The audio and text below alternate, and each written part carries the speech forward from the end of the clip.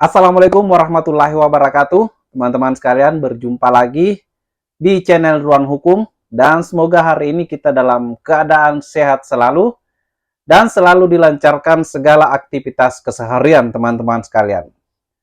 Baiklah teman-teman sekalian, beberapa hari ini kita disibukkan dengan permasalahan rancangan undang-undang atau rancangan kitab undang-undang hukum pidana yang baru yang telah disahkan pada 6 Desember tahun 2022.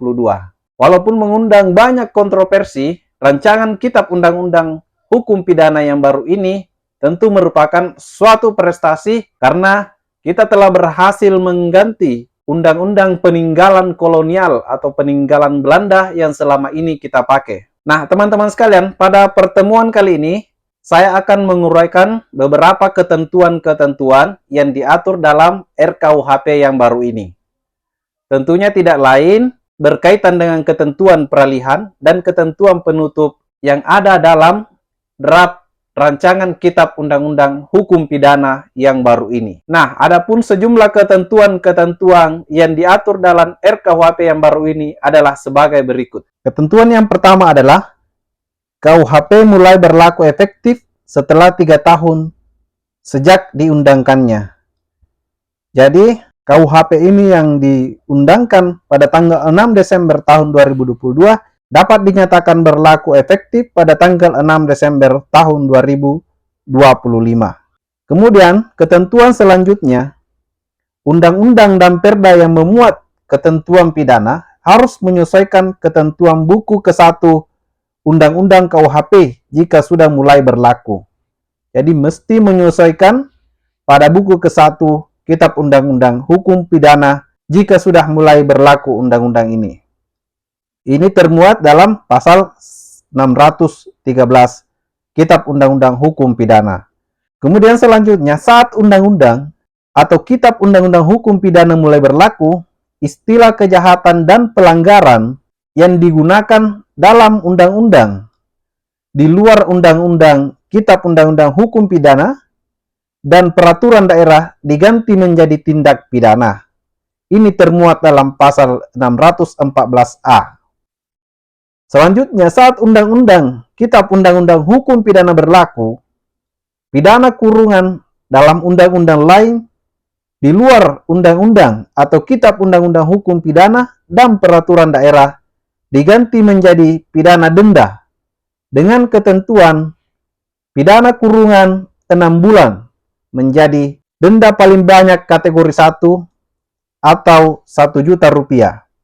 Kemudian pidana kurungan di atas 6 bulan menjadi denda maksimal kategori 2 atau paling banyak 10 juta rupiah. Ini termuat dalam pasal 615 ayat 1. Selanjutnya, jika pidana denda yang diancam secara alternatif dengan pidana kurungan melebihi kategori 2. Kategori 2 ini adalah dendanya paling banyak 10 juta, tetap berlaku ketentuan dalam peraturan perundang-undangan tersebut. Ini termuat dalam pasal 615 ayat 2 KUH pidana.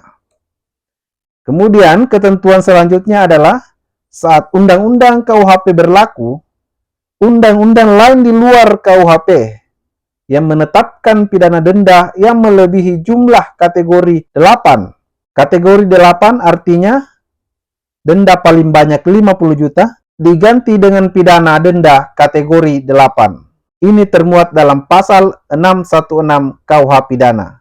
Kemudian ketentuan selanjutnya, ketentuan pidana dalam undang-undang di luar undang-undang KUHP atau di luar Kitab Undang-Undang Hukum Pidana mesti disesuaikan dengan perubahan yang ada dalam Kitab Undang-Undang Hukum Pidana. Ini termuat dalam pasal 617. Kemudian ketentuan selanjutnya, tindak pidana yang sedang dalam proses peradilan menggunakan KUHP yang terbaru, kecuali undang-undang yang mengatur tindak pidana sebelumnya lebih menguntungkan bagi tersangka atau terdakwa. Kemudian selanjutnya, peraturan pelaksanaan dari undang-undang KUHP harus ditetapkan paling lama 2 tahun. Jadi jangka waktu 2 tahun terhitung sejak Undang-Undang KUHP diundangkan. Jadi peraturan pelaksanaannya mesti sudah ada 2 tahun ke depan, artinya pada tahun 2004 di bulan Desember sudah ada. Nah, teman-teman sekalian, itulah tadi beberapa atau sejumlah ketentuan-ketentuan yang diatur dalam RKUHP yang baru.